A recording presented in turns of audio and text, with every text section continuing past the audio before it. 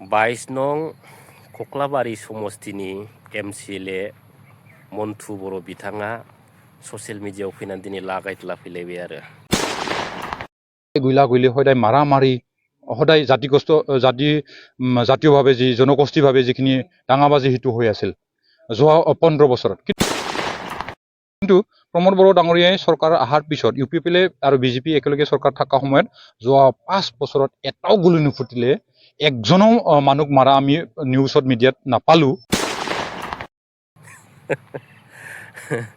दा UPPL दोलोनि आखलफोरखौथ' बयबो मिथिखागौ नङा होमब्ला आरो दिनै सापर्टारफोरनिफ्राय लानानै दैदेनगिरिसिम बिथांमोना बेसेबां माने रायजो राजाफोरखौ थगायनो हायो बेखौबो मिथिगौ आरो बिथांमोना 5 बोसोर सरकार सालायनायाव गावसोरजों गावसोर माने बाखनायलायनायावनो बे दोलोआ माने जिर' जादों नंगौना नङा गाइस जिर' जाखादोंब्रा आरो दाबो बिथांमोना माने बिदि बाखनायनायखौनो माने नागारबावाखै आरो बिथांमोननि दिनाव मा जाहैबाय माने गुलि थरसेबो फुथियाखैनो बिराद सान्थि बिराद माने डेभेलपखौथ' बारहो नङा होमबा सुइजारलेण्डबोथ' जाबाय बिथांमोननि दिनाव आरो न'खर साख्रियाबोथ' जाखाबाय नङा होमब्ला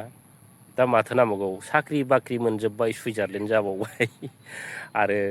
बैफोरबायदि मोजां खामानि मावनायनि थाखायनो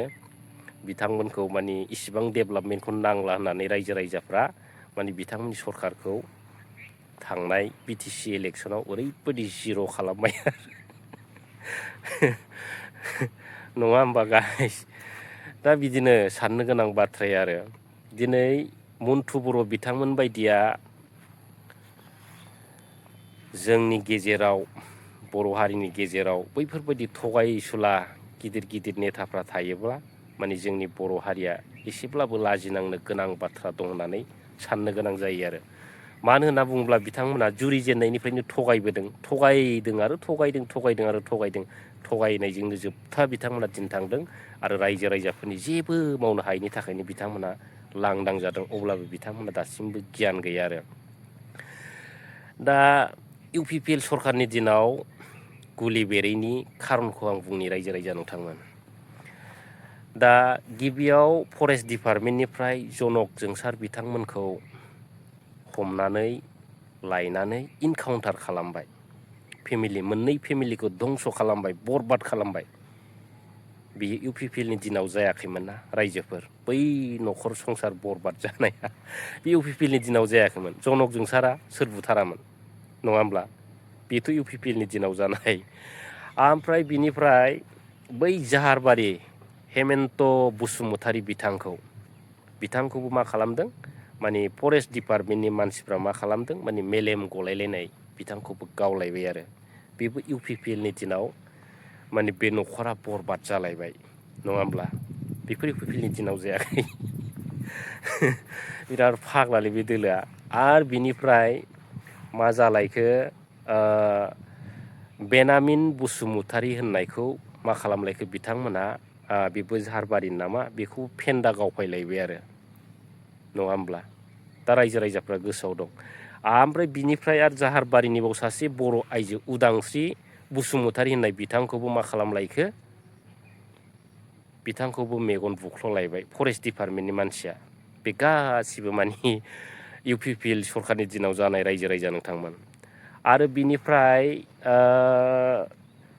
गोबां माने जाथाय जालांदों आरो UPPLनि दिनाव मानो दावराव दावसि जायाखै जेरै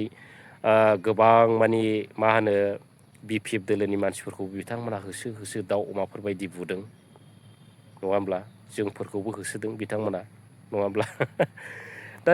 सारा दुनियानि गन्दगल सृष्टि खालामग्रा दोलोआनो जाहैबाय UPPL थारमानि उर्खाव प्रमद प्राइभेट लिमिटेड बे दोलोआ मोजां जायो रायजो राजा नोंथांमोन बे दोलोआव ओरैबायदि जघन्य मानसियासो थायो जायफोर माने जाथिनि फारसे साननो सम गैया जायफोर थाखा फैसानि सानग्रा माने नेताफोर सापर्टार बिथांमोनासो बे दोलोआव थायो बे 100% सैथो रायजो राजा नोंथांमोन दा बिथांमोना गादिनि लबआव गोबाव समनिफ्रायनो आन्दलन खालामबोदों रायजो राजाफोरखौ बुथुमबोदों गोबां फिल्ड बानायबोदों बिनिफ्राय रायजो राजा बिथांमोनहाबो बिथांमोननि बुंनाय मावनायफोरखौ सैथो जागोनदां मोजां जागोनदां साननायाव माने रायजो राजाफ्रा माने बिथांमोननो माखासे समाव गोरोन्थियै माने गोबां भटखौ मोनदों बिथांमोना होदों आरो अब्लाबो बिथांमोनाथ' जेनदोंसोमोन बै मामाजों साल खालामनानैसो बिथांमोना सरखाराव फैनो हादोंमोन दा बेनि उनाव दिनै बिथांमोनाबो बेनिफ्राय माने गैया जानो गोनां आरो जिहेथु बिथांमोननि मावनायफ्राथ' मावनो हाखाया थगायनायल' नङा होमबा दा बे रोखोमैनो दिनै UPPLआ माने जोबलांदों आरो दा सिन्था खालामदो दिनै बिथांमोननि बुंनाया ओरैबायदि जागोन माने बुंनानै नायोब्ला माने दिनै BTCनि चिफ हाग्रामा महिलारि सार बिथांखौनो थुलुना बानायसै आङो दिनै बैफोरबायदि चिफखौनो दिनै बिथांमोना चिफ नङालै होनलाबायनायनि मोनसे ओरैबायदि गिदिर माने थगायनाय परिस्थितिखौ लाबोयो आरो बिथांमोना दिनै चिफखौनो चिफ नङा होननानै रायजो राजाफोरनि सिगाङाव थगायोब्ला रायजो राजाफ्रा बेखौ गनायगोन खिन्थु रायजो राजाफ्रा नुखादों मोनथिखादों दा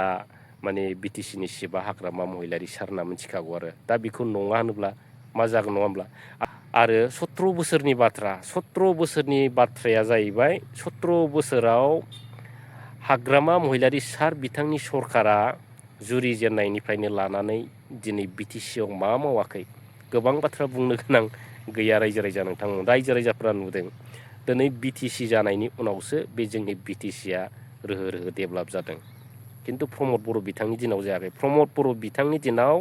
माने बैफोर जेनाखि पावार फांसनफोरखौ बिथांमोना खोमानानैसो लानो गोनां जादोंमोन दा दिनै बिथांमोना मा खामानि मावदों दिनै रायजो राजाफोरनि सिगाङाव मा बाथ्रा बुंदों बिथांमोनालाय बेफोरखौ दिनै सिन्था खालामनो गोनां रायजो राजा नोंथांमोन दिनै मन्टु बर' बिथांमोन बायदि थगायसुला सासे MCLAफ्रा दिनै UPPLआव थायोबा UPPLआ आरो फैगोन समाव रासिन माने माइनास जाबावगोन रायजो राजा नोंथांमोन नङा होमब्ला दा बेफोरबायदि आरो दा थांनाय समफ्राव हाग्रामा महिलारि सार बिथांमोना बानायबाय गिदिर गिदिर दालां बेखौ दिनै प्रमद बन्दु बिथाङा बेखेवबाय गावनि सरखारनि दिनाव दा बेफोरनो जाहैबाय प्रमद बर' बानायनाय जाहैदों बिराद डेभेलप बानायबाय जाहैदों नङा होमब्ला लाजिलां गाइस बिथांमोननि दोलोखौ ओरैबायदि लाजिथाव जघन्य माने बुंनानै फोजोबनो हाया बिथांमोननि आखलखौ आरो